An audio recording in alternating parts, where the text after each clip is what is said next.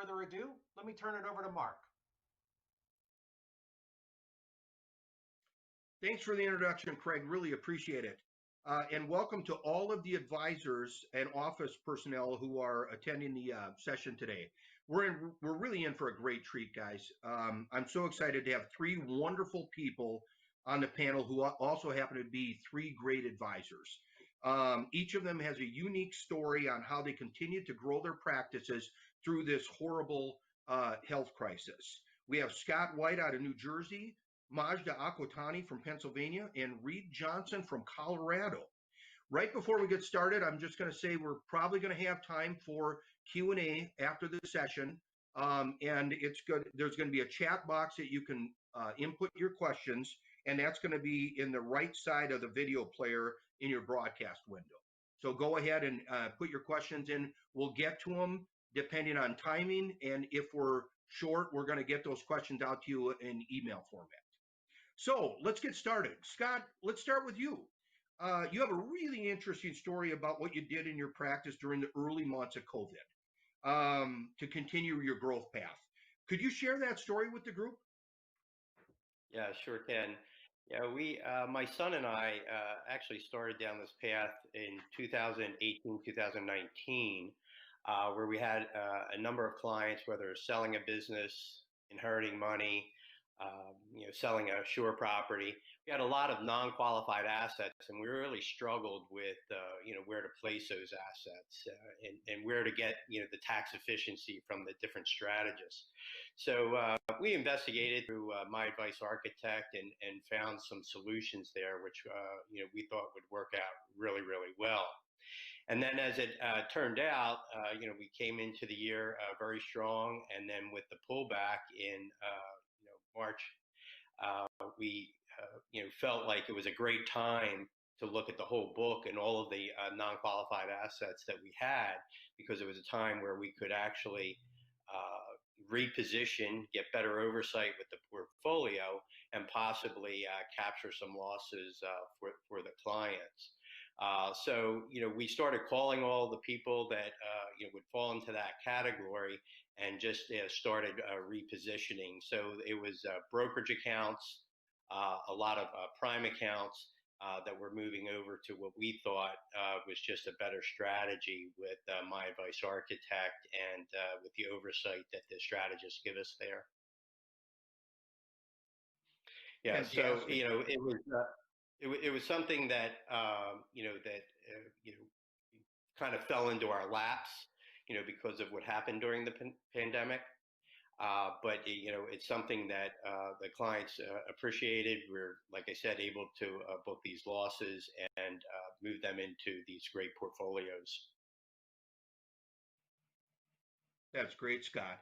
Now, during our prep call, you said you were using Prime and doing your own portfolio management until you realized, in your own words, that your returns really weren't better than outsourcing. What has your experience been with outsourcing the management, and how has that really freed up your time and affected your business? Yeah, so through My Advice Architect, or MAA, we were able to find a number of strategists that basically did all the work for us. I grew up, doing the portfolio management myself. My son, Chris, and I, would oversee the portfolios, make the changes, do the trades. But after having hundreds of accounts, it just became onerous, for us to do it. We didn't feel like we were doing a great job. We were still getting a decent result with the portfolios, but we wouldn't say a great one. So when we were able to find, the strategists that fit into these categories, we were just amazed. We were actually able to, in some cases, actually do it at a lower cost. But the oversight is what we were really looking for, so we did that with the non-qualified assets, and then we just started migrating in different trusts, and then of course the IRA assets. So we started out the year probably about 30% in My Advice Architect, and then the rest in Prime, so about 70% in Prime. And right now we're about 85% in My Advice Architect. and loving that part. Some of the prime accounts will never be able to be moved because of the tax situation, but the oversight that you can get from these things, we can't emphasize that enough. It's just freed up our time to focus more on the planning with our clients. Fantastic, fantastic. Another question from our prep call, Scott, is you said one of the other reasons you went to outsourcing the portfolio management was because of the ever-changing technology. That was one of your concerns. Could you add a little color to that and kind of explain to the audience what you mean by that and what really your concern is? Yeah, sure. And I'll go just over two stories. One, we were on a call with a gentleman, Ron Insana, last week, who was talking about, the new work age. So are you going to be going back to the office 3 days a week, staying home 2 days a week, or are you going back to the office 2 days a week, staying home 3 days a week? So if you just looked at one scenario where you were working from home 2 days a week, all the other businesses that are going to be impacted, the fuel for your car, the tolls for the road, the lunches that you're not getting anymore, all of these changes are happening, in my opinion, at light speed. And here in South Jersey, we just can't keep up with with those changes. So allowing a portfolio strategist, a mutual fund company, an ETF strategist oversee all of these changes and deliver them to us and our clients, we just thought was a better solution. The other piece was just the 5G that's right around the corner. It's going to be a game changer for a lot of companies, and hugely, hugely positive, but it's also going to wreck, I think, other industries. So, and we're just not in the position to keep up with that rapid change. Great. Fantastic. We got a few more minutes. Scott, anything else you want to add before we toggle over to Majda? No, other than the fact that Sure. the focusing on the planning, is what we've been, really doing, and that's where we freed up our time with, the portfolio oversight through My Advice Architect. So if we can do that and help our clients in a better way, we think we're better positioned for the future. Fantastic. Great. Hey, thanks, Scott. Thanks so much. Majda, let's toggle over to you. I'll roughly ask the same question I asked Scott. You have a really interesting story. When we had our prep call, I just found it fascinating. Could you tell the audience and your fellow peers what you did to excel in your practice during the last 6 months, again, during the COVID crisis? Sure. Hi, everybody. Hello to the advisors, all the staff, and I hope everybody's healthy. We've had quite a year, and I would say I've really had quite a few years of sort of, I would call it chaos in my life. You mentioned that I'm in Pennsylvania, but my practice is in Albuquerque, New Mexico.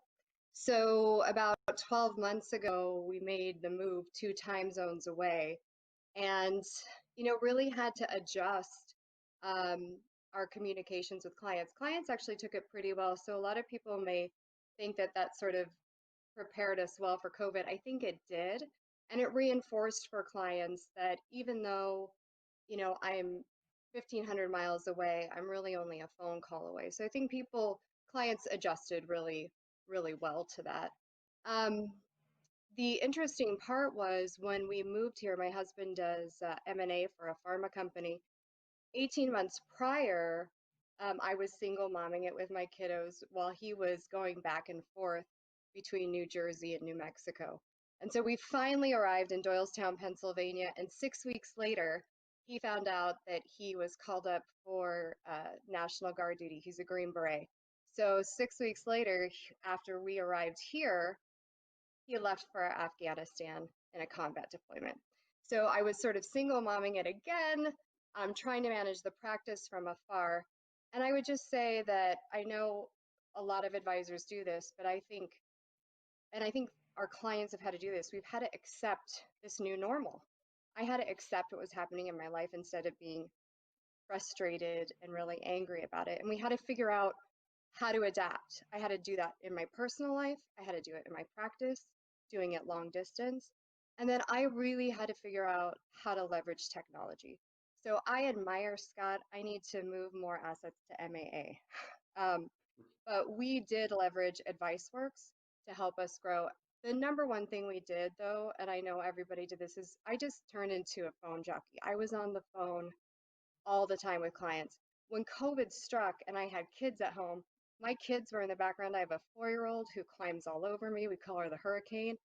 And I had to call people once she went to sleep. You know, you just have to find a way and adapt and, you know, leverage Zoom, leverage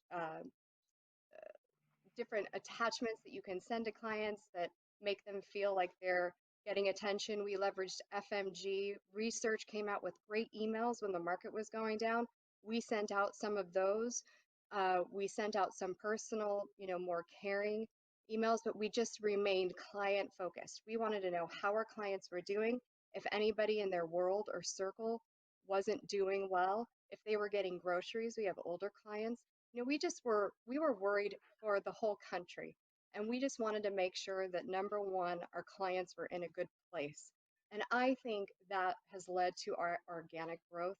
We don't do any advertising with the exception of our beautiful, I think we have a beautiful website. There's no advertising that we do. It's all referrals, and that care and that touch, you know, I think a lot of people I wanted to pull the covers over my head and not deal with things when COVID first struck. I don't know how everybody else felt out there, but I didn't want to deal with it. And I did the exact opposite, confronted it. And so our clients, you know, maybe they were talking with a family member. I think people are communicating more with their children and their family. So we've gotten a ton of referral business because we've just been proactive. Fantastic. Um, you had talked about um, AdviceWorks. During our prep call, you said you recently implemented this. There's some advisors who are really reluctant to implement the system because maybe of the perceived learning curve. But can you tell your peers on the call, your fellow advisors, what your experience was getting set up with that, your learning curve, and how, in this own words, has been a game changer for you? Sure. I mean, I think that AdviceWorks, if you haven't taken a look at what's available today, in the recent version upgrades that have happened, the AdviceWorks of today is not what AdviceWorks was 12 months ago. It's really amazing. So we used it as a tool. I just had to make some behavioral changes that it was the first place that I logged into every day. I like, and I'm an old SmartWorks person. I like to go into SmartWorks. That's that's really my first login. Then I do AdviceWorks, and if I need to, I'll go into NetX. But I can get almost everything that I need from that single sign-on from AdviceWorks. So it was really my assistant, Petrita, who, I really think I need to thank my staff. They've been amazing. They make me shine. She was the one who really said, you know, we can open new accounts from AdviceWorks. And I was like, oh, come on, you know, it's fine. People won't like that. Our clients aren't familiar with it. But most people have done a DocuSign. They've purchased a home or they've had to do something online, and our clients, you know, have adopted it. What I really like is on these referrals that we're receiving, we'll do a discovery call. So Petrita will first say, well, let's make sure it's a good fit. If I have the call, it's a good fit, I set them up immediately so that they can upload their PDFs into the shared file. Also, I would emphasize to all the advisors, take a moment to log in as the client so you can see what the client sees. And so then it makes it much easier. So we upload a document. I'll be on the phone with them and I'll send them the invite. I hear the ping in their email. They open it and I'll say, I'm going to load a document for you. There we have them load in their personal information. I'll tell them we can do it for you, or you can type in your demographic information so there's no mistakes. Then we'll take that information and we use that to create the new account for them. And it's boom, boom, boom. And I told you on our discovery call that we had one situation where it was a phone call and within 5 days, ACAT was complete, money was in the account, and we were trading. It is incredible. When before, We would have to procure the documents, wait for UPS to pick it up. The client would get it. Then we'd have to get the account established. Then we'd have to wait to submit the ACAT. Now it's just boom, boom, boom. We've opened individual accounts, trusts, IRAs. We've had a few snags with 401ks, but for the most part, it's good. There is a learning curve when you're using the online account opening system, and the attestation part is a little bit tricky to get through, but I would just encourage all of you to stick with it, and call the support center, the 1-800 number. They're great, or I have to call my assistant to help me through it, but it's really, really fantastic. Just stick with it. Fantastic. Majda, we got plenty of time here. I'm going to ask you one more question. You talked about FMG Suites. Can you expand? Is that through the Marketing Central? Is that outside and directly to FMG Suites? And how are you using that to touch your clients? That's a surprise question. So we use FMG Suites, and I would say while I really think leveraging technology is important, we're dabblers until we know that we have each new thing under our belt. So we do the birthday cards for folks. We don't want to inundate our clients too much because we don't want them to delete emails, because I know I get a ton of emails. Clients get a lot of emails. I don't want to get them so accustomed to a weekly email that they really aren't looking at. So we use FMG when I feel like we really need that contact. So when there's a lot of volatility in the market, like we're going to be sending out an email that more volatility to come, the election is less than 30 days away. You know, if 2020 wasn't enough for all of the other reasons, now we have the election. So we use it that way. We have it linked to our website. So we have an FMG website that we Wendy Parker Wood in our office custom built for us. And, we'll just take a peek and see what's out there.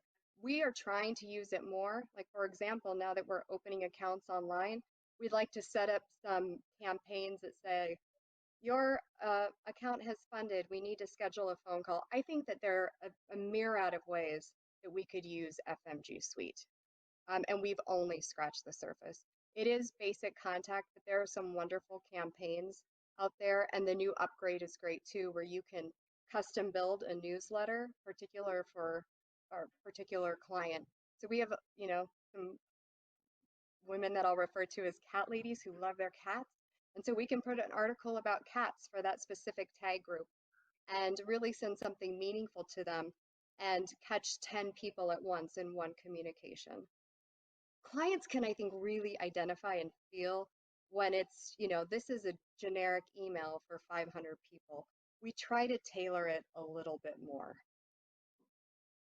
Fantastic. And advertising compliance, and advertising compliance is really good. We'll take the information that's there and we can make slight modifications, maybe change the greeting a little bit so that it's more us, and it feels like our practice. Great. Last question, I promise, Majda, then we'll go to Reed. Where did you get your support for FMG? Did you get it through our marketing department? Did you go right to FMG? Where did you get it as you're busting your learning curve?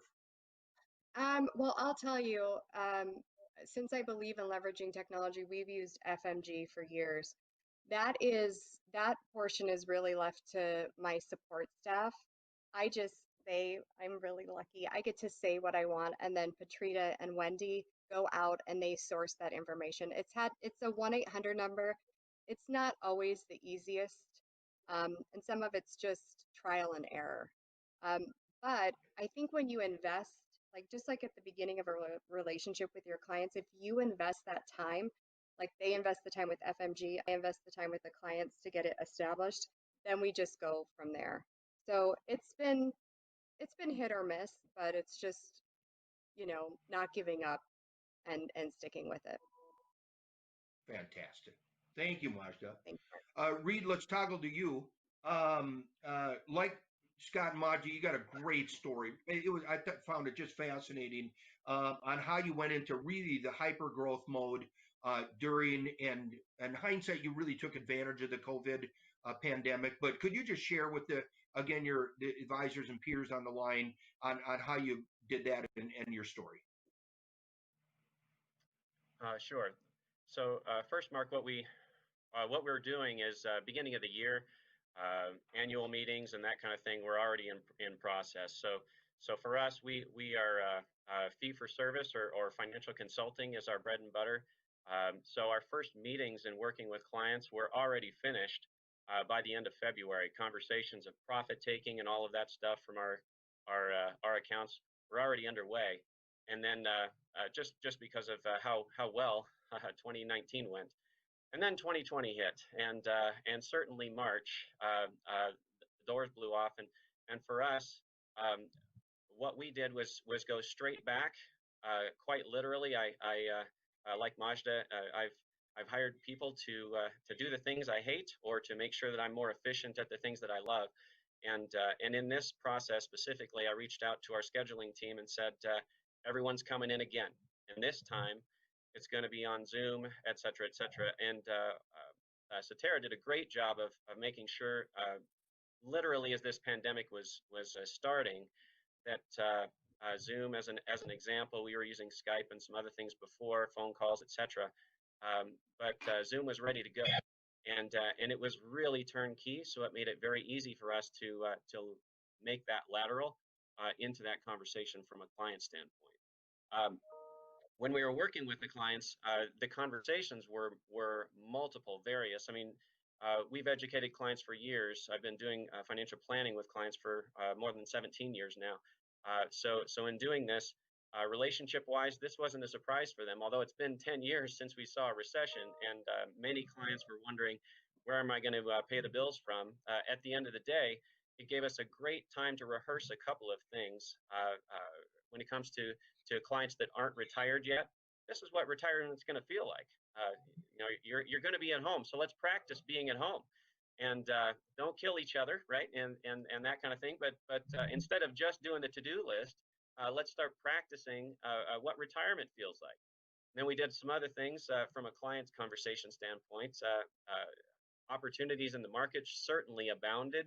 We re-leveraged. We went defensive at the beginning of the year, just profit taking from 2019, and then took advantage of the market in March, and of course claimed those profits back in August this year too. But during that time, it was a conversation of opportunity, similar to.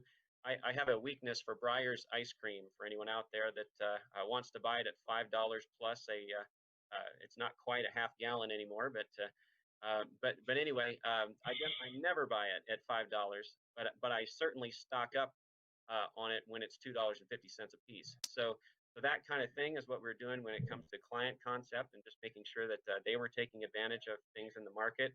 Specifically, also refinancing mortgages. Conversations in that were significant. We locked in rates of 2.8, 2.75, 30-year fixed, no points for jumbos, and this was just a par for the course for us.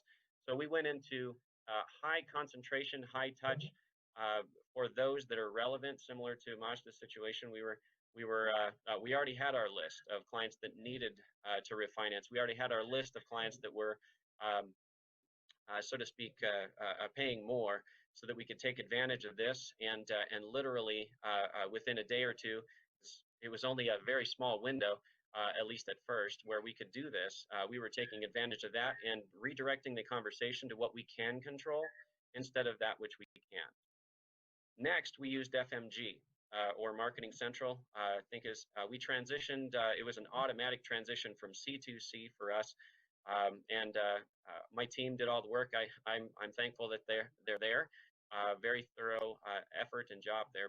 But when they did. We were able to not do blast emails, but similar to Majda's comments, custom emails, advanced marketing, consulting, and some of the announcements that had come out.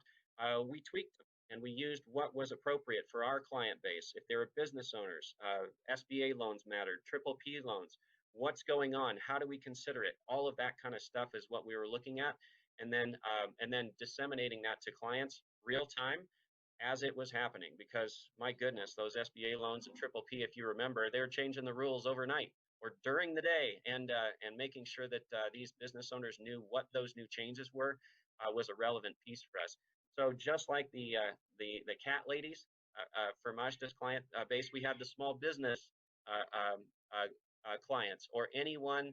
And I actually went further than that on the small business piece to not just clients that are small business owners, but those that know small business owners, and let them know, hey, this isn't for you, but tell your friend, tell your neighbor, etc. And please spread the word, because no one's telling you this stuff clearly yet.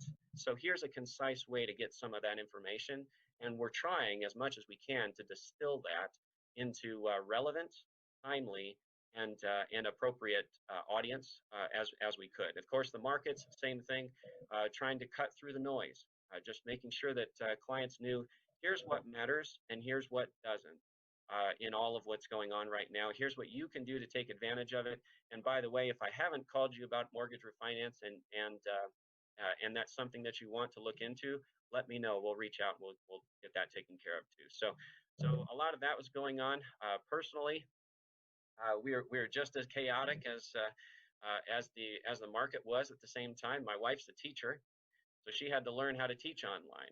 She teaches orchestra. My children had to learn how to work on computers at home. We don't really do that at our house, and all of a sudden they're asked to be in their rooms and learning straight out of the gate on technology.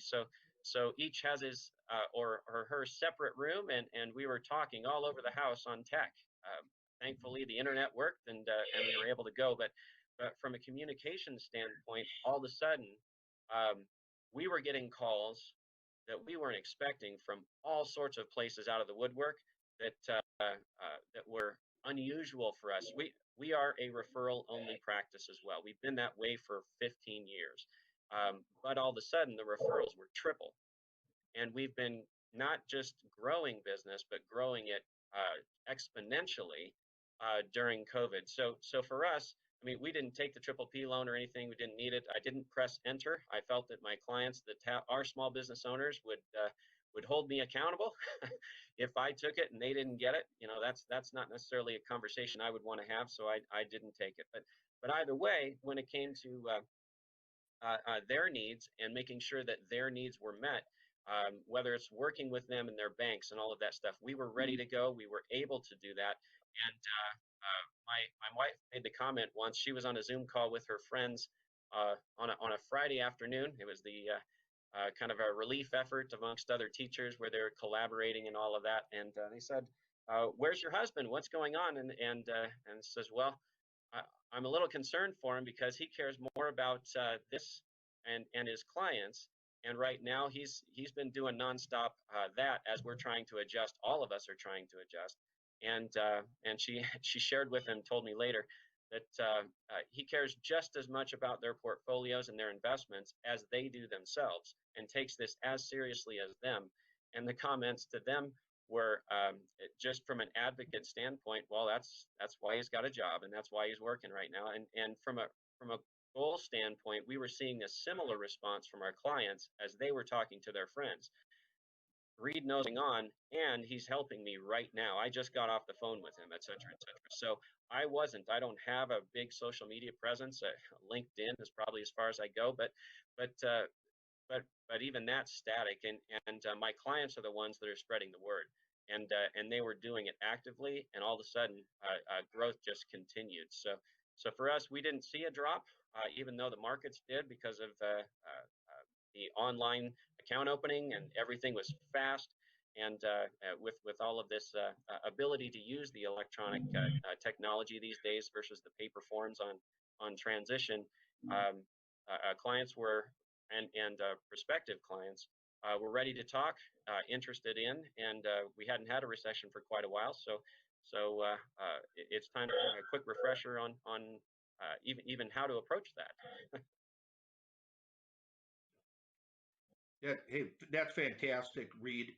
I got a follow-up question. On our prep call, you had talked about the increased client frequency on the contact you did through the COVID crisis.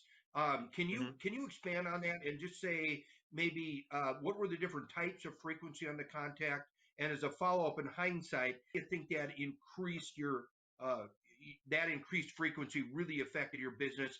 And then expand on what we talked about in the prep call about the scalability of continuing that hyperactivity. Right. So what I learned during COVID, other than that we were ready for technology to do these meetings virtual. I really enjoy the one-on-one contact from a client standpoint. This made me more efficient. So during my calls and working with clients, I use AdviceWorks. Yes, we'd adopted that a long time ago because it also allows me to work with MoneyGuide Pro from a client standpoint and share with them, here's where they're at. And in doing so, conversationally, we were able to share that, communicate that online, as I'm sure many of you advisors out there are doing today. Clients really embrace that. And from a conversation side, I was joking with them, even if we can go back to in-person meetings, this is better. Personally, I found it more efficient. So from that standpoint, they were getting more value than they had even seen in the past, just because of the technology and resources that Cetera has available to us, and we're seamlessly able to share with clients. So that was great.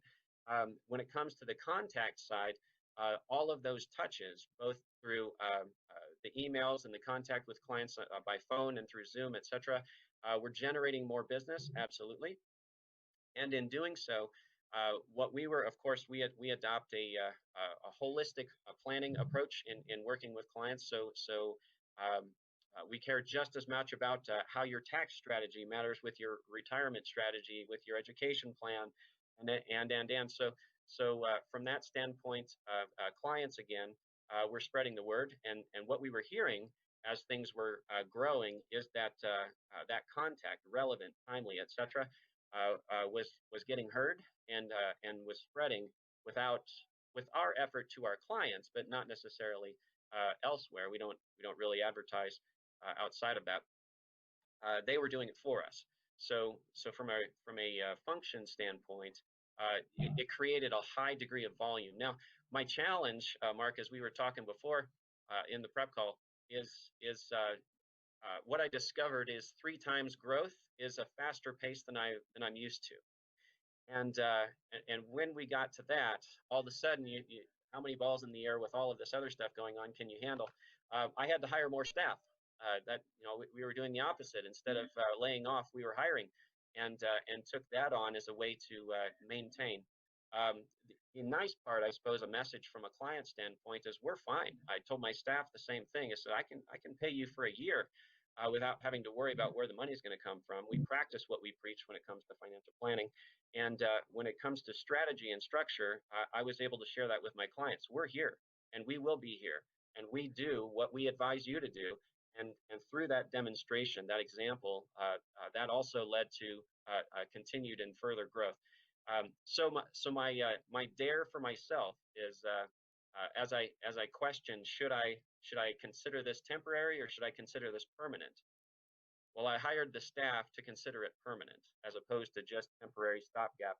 The goal is, can I continue with relevant, timely communications using the technology that we have, the types of meetings and structures that we have available with the increased frequency in client service, so that all of a sudden an average meeting growth standpoint all of a sudden went to, this is now my new average expectation moving forward. And we've been very successful at that. So far, it has not dropped off. The growth is still coming in at about that pace. Fantastic. Thank you. Final question for you, Reed. You use fee-for-service and AdvicePay. I was fortunate to hear Michael Kitces speak a little over a year ago, and he had talked specifically about fee-for-service. You probably heard a speech from him, and really said this is going to be the wave of the future, or at least something that needs to be in the quiver, and how to really be able to service, say, the younger group. But could you, because this is kind of new, could you share with the group how you're using it? Are you using it for certain client age demographics? And I would love to just hear some color on how you're using it. Sure. Well, I started actually, my practice originally 17 plus years ago was fee for service. oriented. So it's always been that way for me. And when it comes to that, the reason for is just to make sure that we can help clients in what they care about. Money is great and everything, but why? Savings is excellent, but why? What are we trying to accomplish, and how do we make sure that it allows you to get to where you want to be? The biggest concerns we have are tax-based. Well, if I can save you money in taxes, then that's going to give you more value than if you were to just invest. So in non-qualified money, we're very tax sensitive, but also stick in how we place that through Roth conversions, all sorts of integrations when it comes to structure that way. But that's the tip of the iceberg when it comes to family matters. Of course, it's how do I deal with my what is it, the rule of thumb? If you have if you're unaware of the black sheep in your family, that's the financial spendthrift, or the one that has the hole in their pocket, then it might be you. You know, so how do we deal with those types of relationships with clients and their respective family members, because it's real for them. It's not just about the money. It's about their family. How do we take care of them? So for us, we've always embraced it as a critical piece in our relationship. And I say that truly, it is an extension of my family, my clients, and I treat them as such with that degree of respect. The friendships that we have are genuine. They're not transactional. Our conversations are consultative. I never sell a thing. It's all about, here's the pros and cons about doing it one way versus another, and here's the costs about doing it this way versus another, allowing them to make an educated decision, an informed decision, without having to do all the research along the way. That's our role, and that's what I've adopted in set the expectations from a client standpoint as to how we work with everyone. Now, when it comes to fee for service, that was just a natural transition. As soon as we had advice pay, sign me up. I was on that first round adopted, and we have transitioned all of our clients from the other version prior to this one. It's also ERISA compliance. You can do 401k advice through that, and all sorts of from a employee standpoint. So there's so many different features on that that allow me to stay compliant and everything. But at the same time, Reg BI is here now, right? It was the DOL rule of fiduciary. I'm a CFP, so I have fiduciary responsibility as well, and I work in Massachusetts, etc., just like many of you do. So when it comes to fiduciary responsibility, I'm there, and I have to be that. I've always been high priority. This is always in the best interest of my clients. So I charge for that consulting work, and it's separate from my advice work, from my investments work. And in doing that, it allows me to create a clear line, a distinction between my work and working with a client, unbiased, for their benefit in all areas of their lives. And then, of course, if you want to, I'll help you manage your money as well. Reduced costs, so we're very competitive when it comes to that. And I haven't found that there's ever been an issue when it comes to that one. It's not quite a conversation. It's where do I sign up? So for conversion rates are very strong. We really don't take on a client when we invite them. They join and they agree to this level and structure of service. If I look at client households and relationships, excluding the children, sometimes in college, etc., that will kind of guide and coach along the way as they get on their feet and get moving. Right when no one cares about them, by the way, they don't have AUM, they don't have assets to manage, but we can help them. Also, 30-somethings, we do the same thing. Fee for service is a great way to, again, no, it's not on anyone's radar. Morgan Stanley's not calling them. Sorry for the name there, but at the same time, it's because they don't have $1 million, etc. So we can, through fee for service, provide value and a way to be able to afford to work with them along the way. All of my overhead through my entire practice, including bonuses, including employees, staff, etc., are all covered by fee for service. So I really, when it comes to the work and effort that we do in this quadrant, it's all paid for within itself. AUM is not how I pay my salaries and all. That's just a bonus. So structure-wise, that gives us a great, we'll call it metric, to say that we are self-sustaining and doing what we say to the clients and with the clients that we service. It doesn't stop with the 30-somethings, though. Accumulators, 40s, 60-year-olds, all of those different clients, even in retirement, we have clients that stick with planning. I fire myself every year with my clients and say, unless we've provided the value for the cost 10 times over, we're not going to do this again this year. Not once has anyone in 17 years quit fee for service. Not once. They care about that relationship more than just managing the money. So from a relationship standpoint, that's where our strength lies. Fantastic, Reed. Thank you so much. And again, I think that's exciting the way you're using it, and I think that'll be very valuable to your peers on the call. I got to say, we'll close it up. We'll still be able to have 10 full minutes for Q&A here. Thanks so much to Scott, Majda, and Reed for taking the time to share these great stories. And just so everyone knows, it's not just the 50 minutes on the call. It's the prep time. It's the getting the bios. This is a big commitment by all the panelists for Connected Home. So I sincerely thank you for doing that.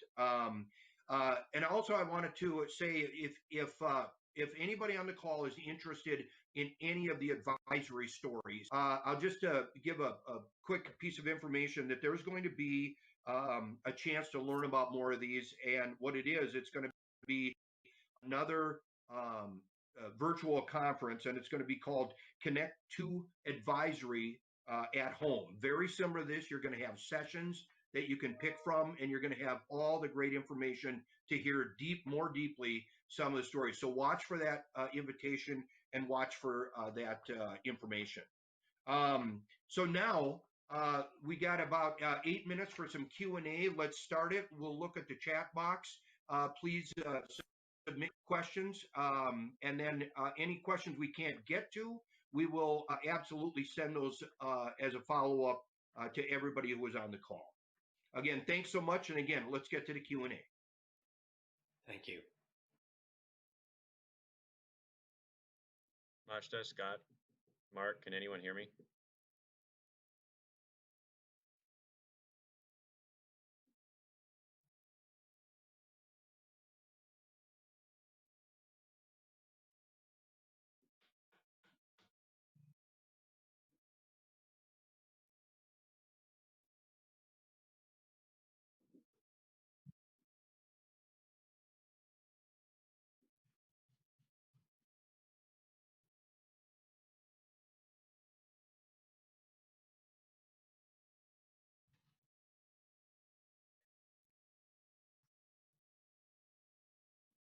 Yes. Yes.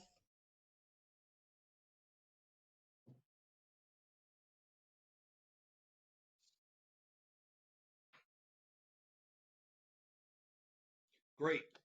Thank you, everyone. Again, thanks to Scott and Majda and Reed, and we do have some great questions here. First one's to Majda. This is from Wendy. It's amazing that you've been able to grow your assets while juggling a move. A husband deployed to Afghanistan, 2 kids at home, and COVID. If you had one piece of advice to a single parent, what would it be?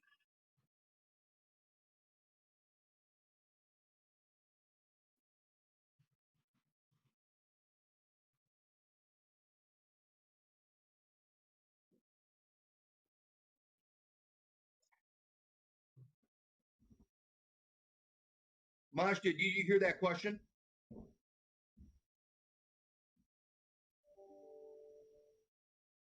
Sorry, everyone, we're having a few difficulties, and I apologize.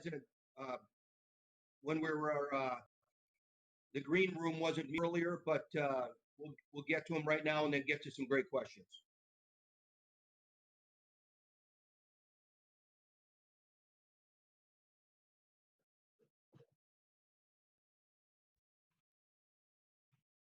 Amir, can I start asking my questions?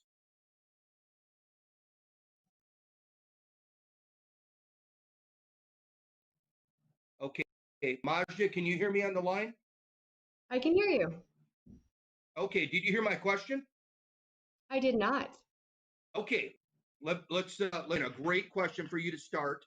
Majda, Okay. It's amazing that you've been able to grow your assets while juggling a move. a husband deployed to Afghanistan, two home, and COVID. If you had one piece of advice to a single parent, what would it be? Well, the feed is a little bit on and off, but if you can hear me, I think the best advice I have is really just to know that everybody is in this together. I think unlike 2008 when we had CDOs and CMOs going under, I think clients understand that this is something bigger that everybody globally is experiencing. And so I don't know, I had to keep my sense of humor through all of it because it was like I couldn't ask what's going to happen next because, you know, who knows what would happen next. So I just really tried to keep um, an upbeat and positive attitude and just tell myself, you know, every day you can do this, and be there for your clients. Take the focus off yourself and what's going on with you, and just do the best you can for these other folks because so many people need you. I also tried to get really good sleep and really just enjoyed the time with my kids and my dogs and tried to find the positive in all this madness. Wonderful. Thank you. Well, another question right to you, Majda, and Scott and Reed, you could answer too if you'd like, but um, this advisor uses MAA. How much do you pay to outsource the management? They do it all in-house and charge 1.2 for the smallest accounts, for the bigger accounts. You know, we do very little MAA business. I primarily do PAM. So I think I should probably pass that to Scott since he converted so much of his book this year. I think I'm very interested to know that from Scott. Great. Scott, could you answer that?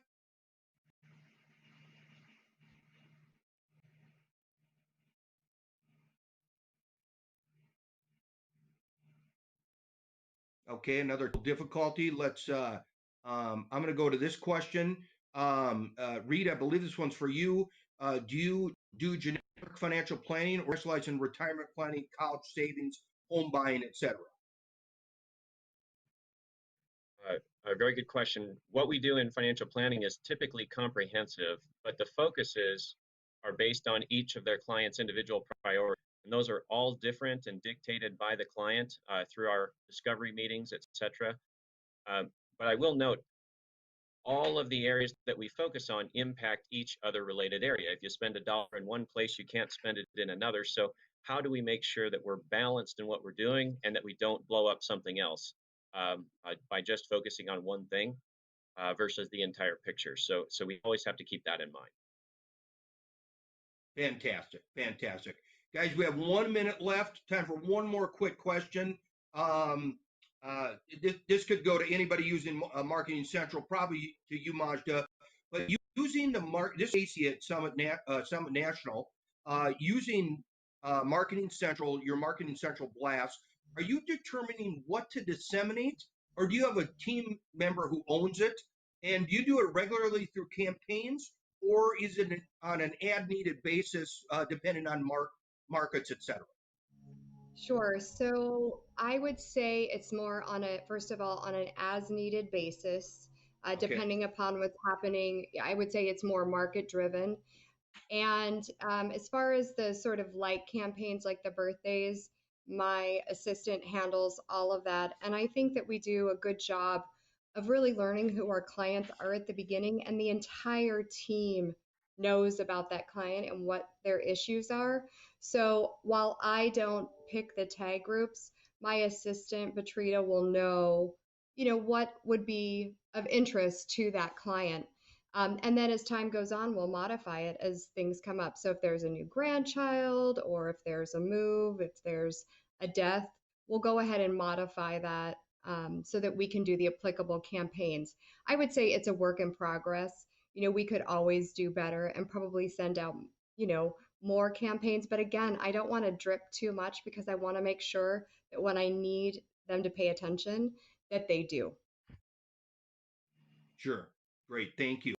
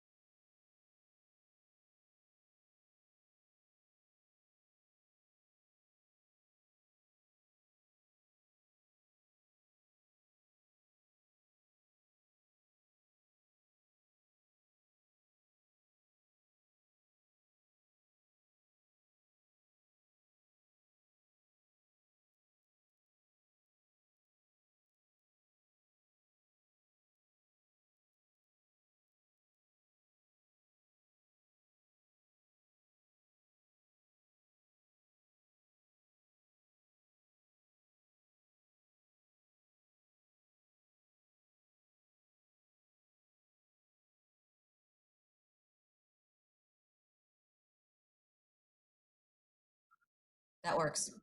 Nancy, you see my screen. You can just work off of that. Sir, if you could let me know when you'd like me to begin my presentation, we'll take it over from here.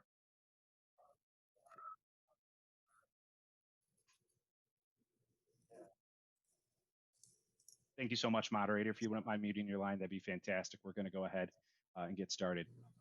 Well, good afternoon, everyone. My name is Kevin Nielsen with Russell Investments. Work in our strategic accounts group here at Russell, helping support the home office relationship between Russell and all of Cetera and the 5 broker-dealers.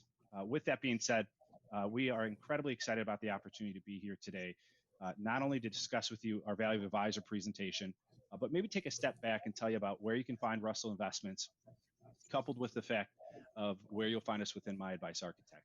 So if you actually look, Russell was founded in 1936 by Frank Russell in Tacoma, Washington. Started out as a stockbroker and consultant, but wasn't really until the 1960s when his son, George, called on his first ever institutional client, which was J.C. Penney, and actually won based on a cold call. With that, we have over $2.2 trillion in assets under advice in the institutional space.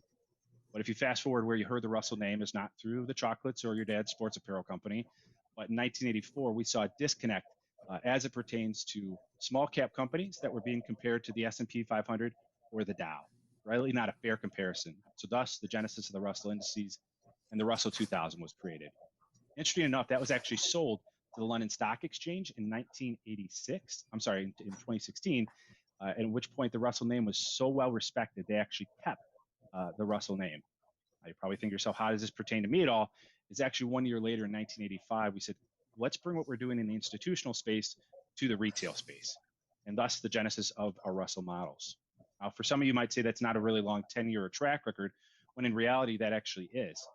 In fact, if you went into My Advice Architect today, you have access to 1,100 different models across 100 different strategists, of which you'll actually see, if you rank them based on tenure of inception date, we're the oldest amongst the 1,100 different models. So what you'll see today where we sit in the unified platform is all 4 sets of our models are available for you today. So whether that be for qualified assets, we have our core models. For income, we have our income models. For cost-sensitive FAs or clients, we have our hybrid models, which is both active and passive. And then finally, the lion's share of our conversation is around tax management. And so with that being said, we just reduced our models from 25,000 to 10,000. So it's not necessarily that we're the low-cost provider, but we can essentially be the one-stop shop for you as it pertains to your strategist you work with and partner with. So, but the point of the conversation today here is to talk about our business solutions capabilities, where actually you'll see for the last 20 years, we've been helping advisors transition from brokerage to advisory. And coupled with the fact that this is our 6th iteration of doing this study of Value of Advisor, which actually helps you articulate and quantify the alpha that you bring as a financial advisor in comparison to your traditional robos or do-it-yourself broker-dealers. So all that to be said, very excited to present to you Value Advisor, which was just awarded in 2019 as a thought leadership piece of the year in the industry by MMI and Barron's. And with me is Nancy Fahmy, who has 22 years of experience from the likes of Merrill Lynch, UBS, Prudential, and is a senior director in our business solutions team and what I consider to be one of the best presenters in the industry. So with that being said, I'll pass it over to Nancy. Nancy? Thanks, Kevin. Good afternoon, everybody. Thanks so much for joining us. We are really excited to be a part of this Connect at Home conversation. As Kevin mentioned, my name is Nancy Fahmy, and I am a senior business consultant with the Business Solutions Group here at Russell Investments. And so I have the privilege and the honor on a daily basis to be working with financial advisors such as yourself on their practice, on how to create efficiencies and scale, how to create a value proposition, to grow it, to think about how you work with a team. And so I have the distinct privilege of doing that on a daily basis. So today is really exciting for me to be a part of this really wonderful event being hosted by Cetera. Kevin talked about the value of the advisor and the tremendous research we've done around this topic. At Russell Investments, we believe in the value of the advisor. And this tremendously popular research is now celebrating its 6th year anniversary in terms of how we can really put into sort of quantifiable proof points as to all the value that you're delivering each and every day with your clients. Much of it, they are actually not even privy to even seeing in a lot of cases. A lot of this work that you're doing is behind the scenes. And so we think it's incredibly important for you to be able to not only bring this to life and amplify it, but then to be able to sort of share and communicate it. So there's sort of the first part of this conversation, which is the actual quantifiable formula, which I'm going to walk you through. It's a memorable way for you to sort of think about the value that you're adding. And then also I'll be weaving in throughout the discussion all of the ideas and the tools and the resources that we have at Russell Investments to really help you amplify and bring that to the forefront so that you're telling this story with confidence and with conviction. And I would say the value of an advisor has always been important, but it is one that is even more important given the backdrop of all of the uncertainty that we are all experiencing with the markets, the volatility, the news cycle, the pandemic. Your value in terms of hand-holding, coaching, doing all of the wealth management and financial planning, the tax managed solutions that you bring to the forefront are all so helpful. So with that, let's take a look at the actual formula that we're going to be walking you through. And for any of you that have the opportunity to grab a piece of paper, I would encourage you to write the following letters down, actually vertically. So you're going to write A plus B plus C plus P plus T, and then we're going to come up with an actual value associated with this formula.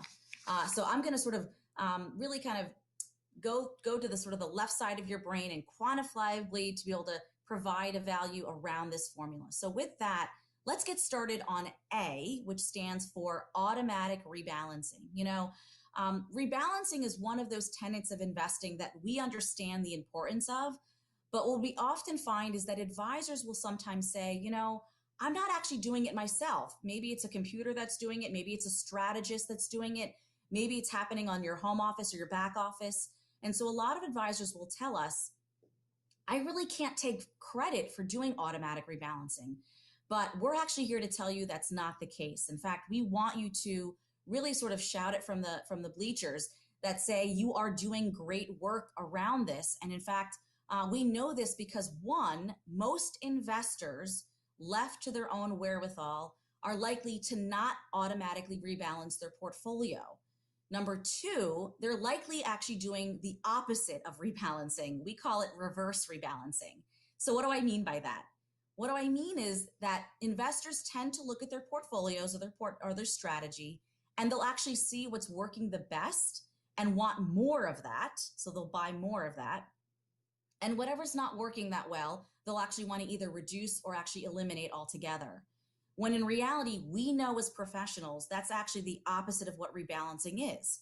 But let's face it, that's human instinct. That's how behavioral finance works. It's very difficult for an investor to do rebalancing, which basically takes from your sort of parts of the portfolio that are not doing well and putting it into the parts of the portfolio that are doing less, I should say.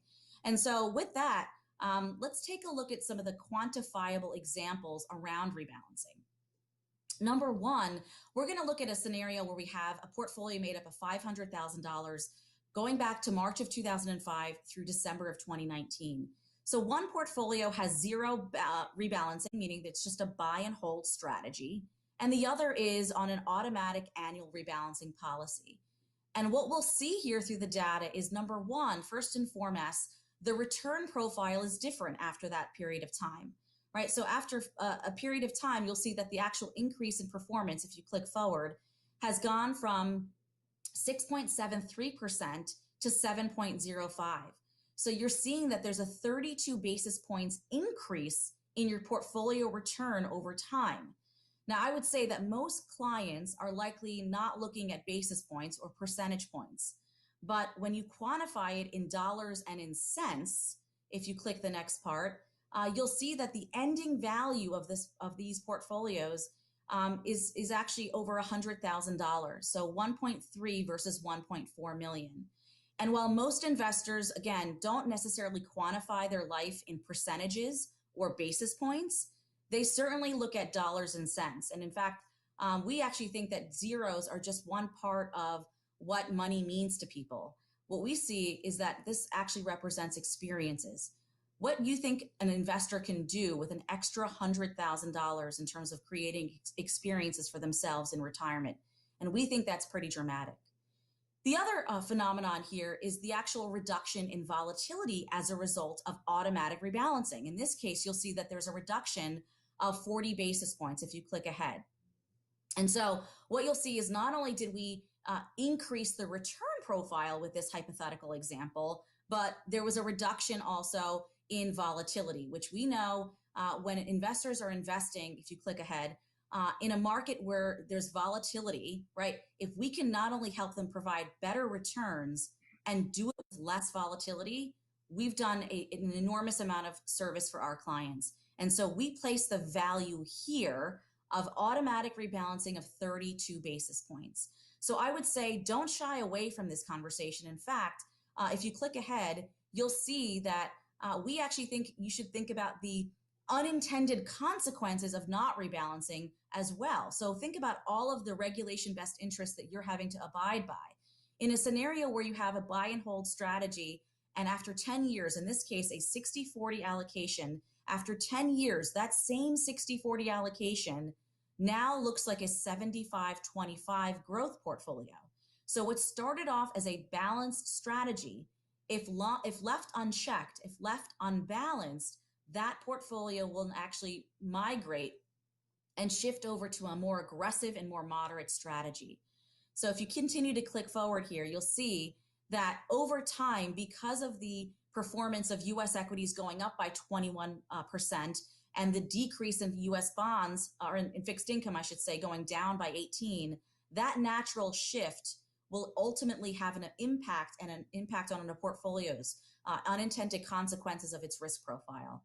So in summary, if you're not talking about rebalancing, we think you're missing valuable ability for you to add value to your prospects and how you talk about your rebalancing policy, as well as to your existing client base. Share with them at your next client meeting that you employ, whether it's systematized or whether it's manual, whether it's annual or semi-annual, or if it's based on some sort of percentage, what your rebalancing strategy is.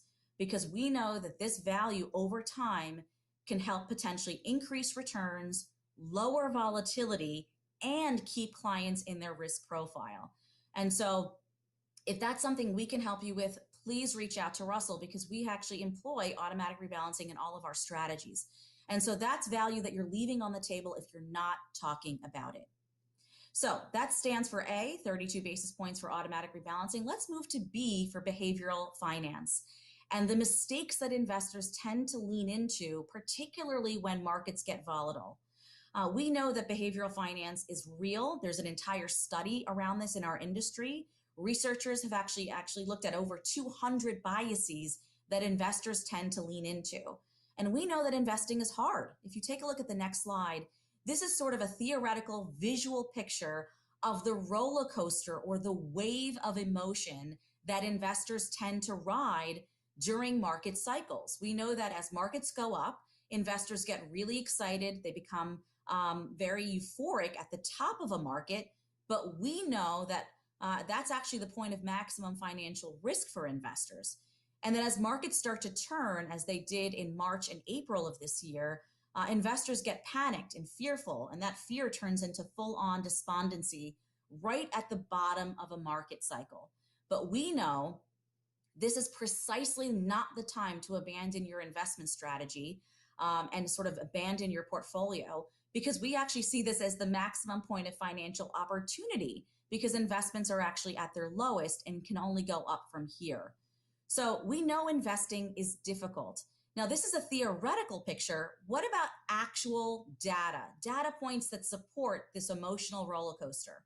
Well, here we have the Russell 3000 index going back to early 2000. And what you'll see in the orange represents all of the mutual fund flows in and out of the market, juxtaposed here with the blue line, which is the equity market. And what we see over and over again, depending whether it's the tech bubble or the credit crisis, if you keep going forward, regardless of the market cycle, we see investors getting out of the markets at the wrong time for the wrong reasons because they're chasing performance.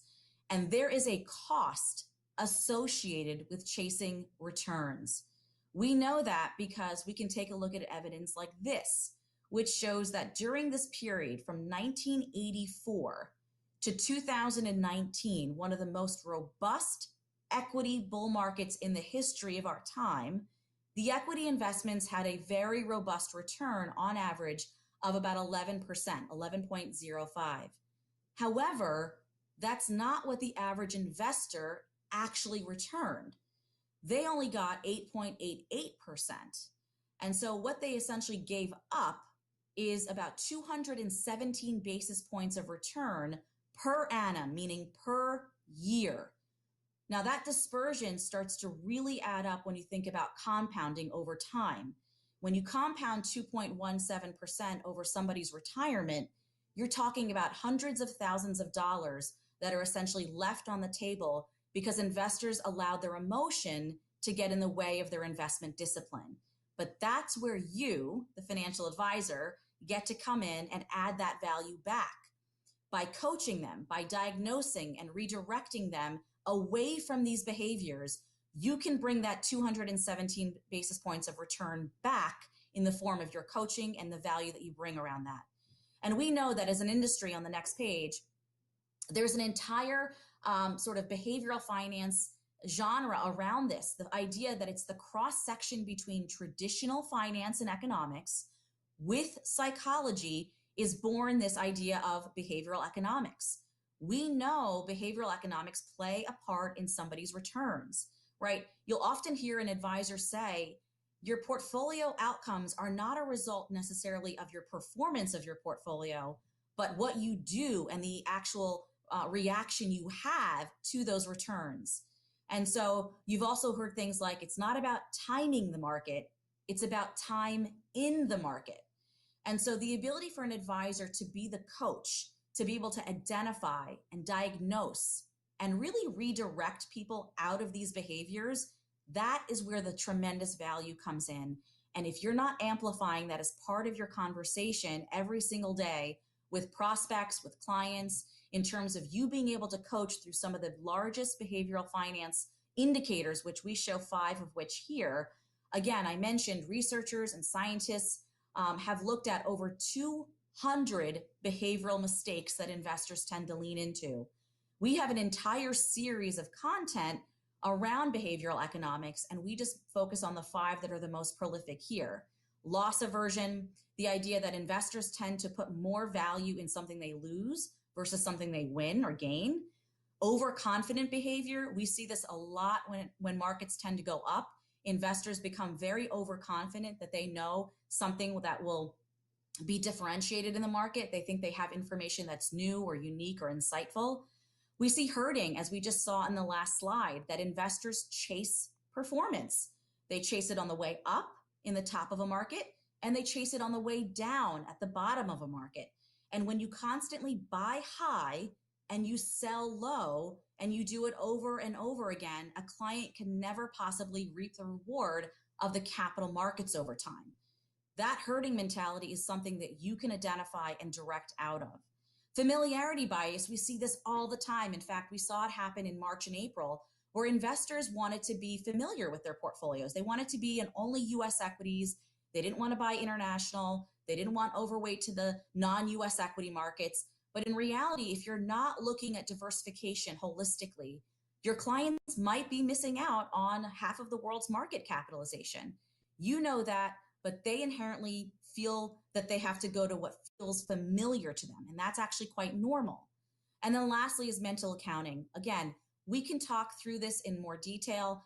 Reach out to your Russell Investments regional consultants. They can actually share with you the robust content around this topic, but we place value of 217 basis points on the value that you bring in coaching and hand-holding your clients out of these mistakes and out of these biases. Moving on to our next part of the formula is C, which stands for the cost of investment-only management. Now, we understand that a lot of the reasons why clients come to a financial advisor is because they want access to investment management. They want access to asset allocation, diversification, and security selection, right? These are the core tenets and portfolio construction. These are the core tenets and the building blocks of what people come to financial advisors for.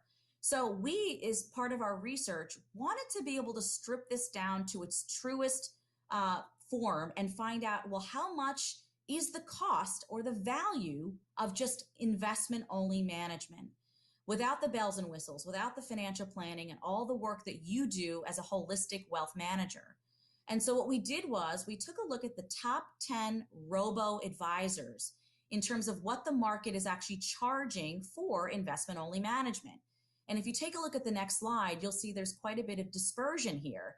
Among the top 10 robo advisors, we're seeing them charge anywhere from 0 basis points. Yes, that's actually true.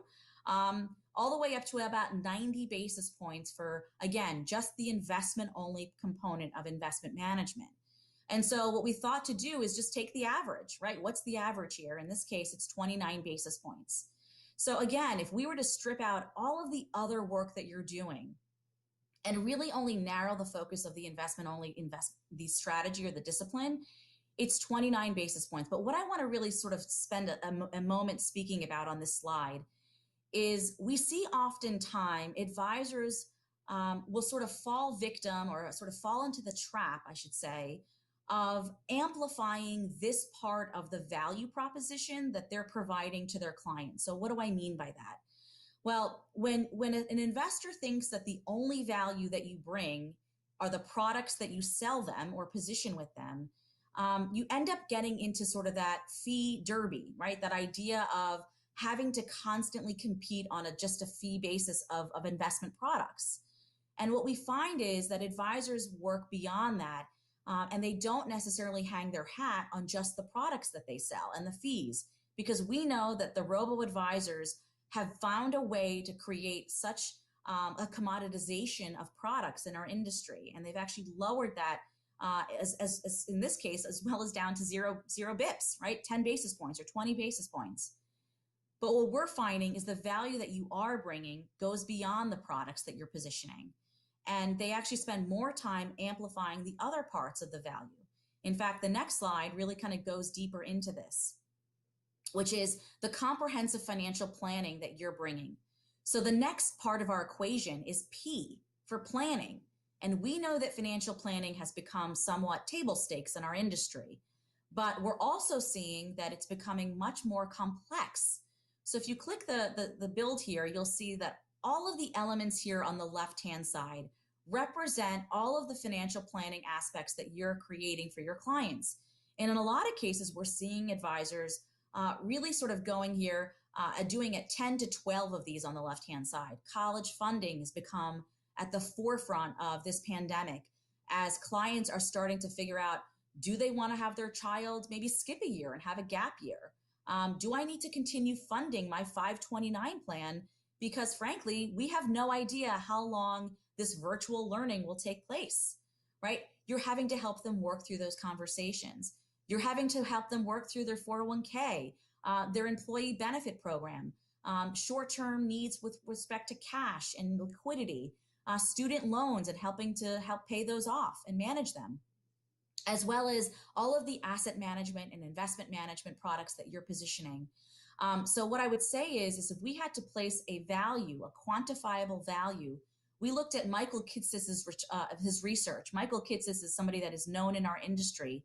And what he found was based on a $400,000 portfolio, the average cost of a basic financial plan is $2,900. That's what most people are charged. So in terms of basis points, that's about 52 basis points. Again, based on $400,000. But what about the ancillary services that you're also providing your client on the right-hand side of this chart, right? All of the times that you're consulting your clients on one-if scenarios or one-off requests. Think about the long-term care that you're doing, the property and casualty work, all of the insurance and annuity business that you're having to kind of think about holistically, right? And whether you're using an outside consultant for these or an outside insurance carrier, an outside insurance provider, or a CPA, an attorney for a tax estate planning, the reality of it is that actually creates value. And we actually equate that to be about 20 basis points. So when you combine sort of the basic investment and financial planning on the left-hand side with some of the more ancillary products that you're positioning, we now add that up to 72 basis points of value. And what I would tell you here is don't give financial planning away. We know how much work goes behind the scenes in creating that plan. In fact, on the next slide, we know, this is sort of a picture of all of the work that you do in order to provide a financial plan for your clients. You meet with them, you spend time doing discovery work with them, understanding what their goals and their circumstances and their preferences, understanding what makes them tick and what biases they might have about investing. You not only collect information on the how much, but you collect information on the why, right? And that discovery is really important part of the overall wealth management process. You then take that information and you go back to your office. We know you do a lot in terms of financial planning and crunching the numbers and creating that plan. And then when you go back to meeting with your client, you present that plan. And it's at that point that you get mutual commitment from your client as to the path and the roadmap in which you're going to sort of get your client from point A to point B on executing on all of their goals and their circumstances and their values. And then from there, we see that ongoing communication is vital. We know every single time you meet with your clients, you're having to go through this and reminding them of where we are in the process and where we're going and what journey we're on together. What I would say is don't give financial planning away. Talk about it and sort of provide the value and the work that goes into that and help your clients understand that this creates the roadmap for executing on their client outcomes. So rounding out the last part of our equation here is T for tax managed solutions or tax smart investing. You know, at Russell Investments, this is where we shine. This is where we create, if you can go back for a moment before I get to the equation, this is where we shine as an asset management organization. Think about all the hard work that you're doing with respect to rebalancing and coaching your client and doing the financial planning and picking and choosing and curating all of the investment strategies. It wouldn't behoove us if we got to that point of the conversation and then we sort of gave up tremendous levels of value simply because of strategies not being tax efficient. And so this is a part of the conversation and a part of the value set that you get to bring, that you get to sort of take shape for, is the idea that helping your client keep more of what they make. And we think there's tremendous value here. So let's quantify that for you in a very visceral manner. So on the next slide, we actually show you looking back at US equity funds, going back, these are sort of non-tax managed strategies over the last 5 years. And we saw that the average tax drag on these strategies was about 185 basis points, 1.85%. And that's tremendous when you think about compounding that. That dispersion gets bigger and bigger and bigger over time. And so on the right-hand side, if we just simply took a look at the tax managed US equity category within Morningstar, you can see that the average tax drag is only 54 basis points. So we place the value as the difference between the left and the right, which in this case is a tremendous opportunity. If you click forward, in this case, it's well over 1%. In this case, it's keep clicking, sorry. Yeah, there it is, 1.31%, right? This is where you get to have control over how much your clients keep. Now, again, I mentioned the part about investors tend to not think in percentages. That's just not how they think, right? They think in dollars and cents. So let's take this and actually extrapolate that over a 10-year period of time on the next slide.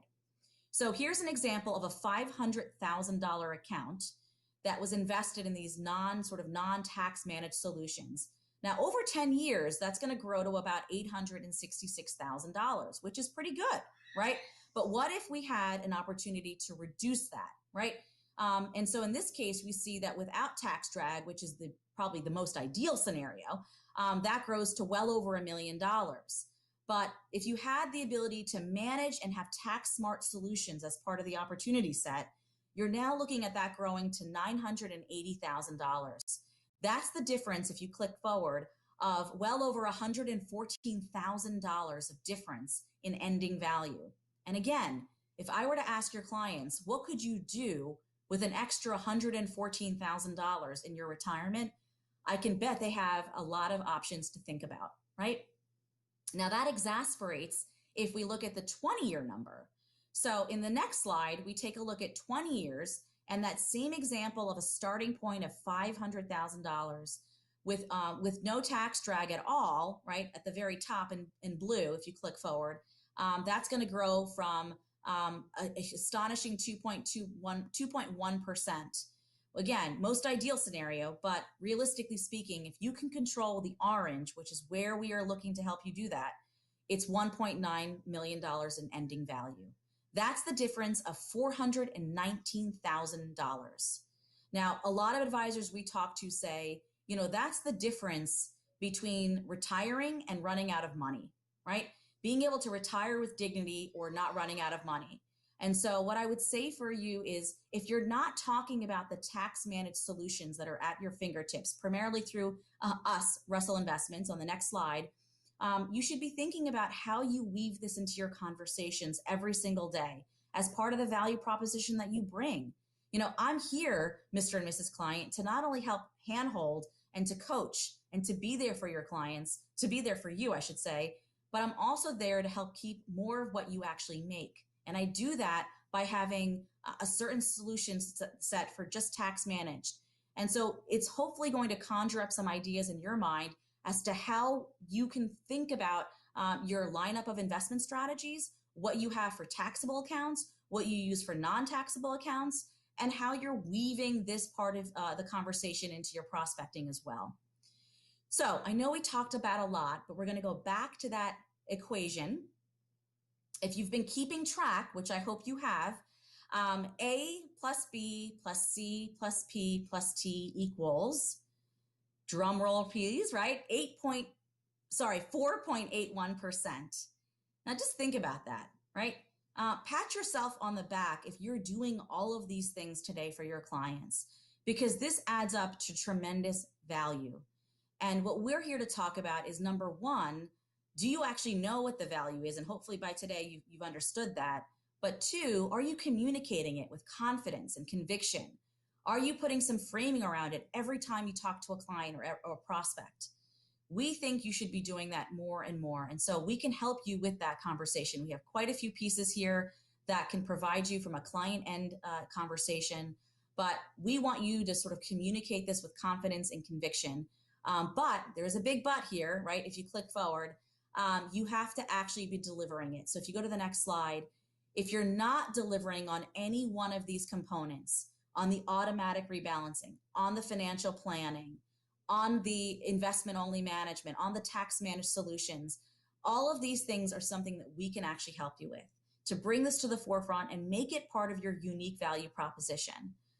So I'm going to end it here on how to contact us. If you go to the next slide, not this one, but the next one, because we want you to know that we stand ready and willing, if you go to the next slide, to essentially provide all of the results of this study and to help you weave it into your conversation. So I know we've got some contact information on the next slide if you want to continue forward. There it is. You can help, you can actually reach out. We can help actually provide some talking points around this. There's client-facing pieces around this concept, and to certainly learn more about the solutions that we provide from a tax-managed, tax-smart perspective. So with that, Kevin, I'll hand it back off to you, and certainly we can open it up for some questions. Much, Nancy. Always fantastic content. A couple questions did come through in the queue. Let me go through some of them here. One was, what are some of the best practices you've seen advisors adopt recently in the realm of managing clients' behaviors? Yeah, I mean, this has definitely become more prominent in terms of just the volatility we're seeing in 2020. I don't have to sort of say how much volatility we've all gone through, not only in the markets, but just the news cycle, right? And so what we're finding is that advisors who are taking time to actually educate their clients around behavioral economics and behavioral finance and being able to share with them some of the more common pitfalls and biases that investors tend to lean into during market volatility and uncertainty. And they can do that very easily through client seminars. In fact, we have an entire client seminar around investor behavior. And we're finding advisors having tremendous success putting some inertia behind this subject and really bringing to the attention of their clients, hey, I want to have a seminar for 20, 30 minutes where I bring an expert in who's going to talk about some of the common pitfalls that we see investors fall into when it comes to investing. After all, it's not just the performance of your portfolios, it's what you do in those markets with those portfolios that can potentially derail you.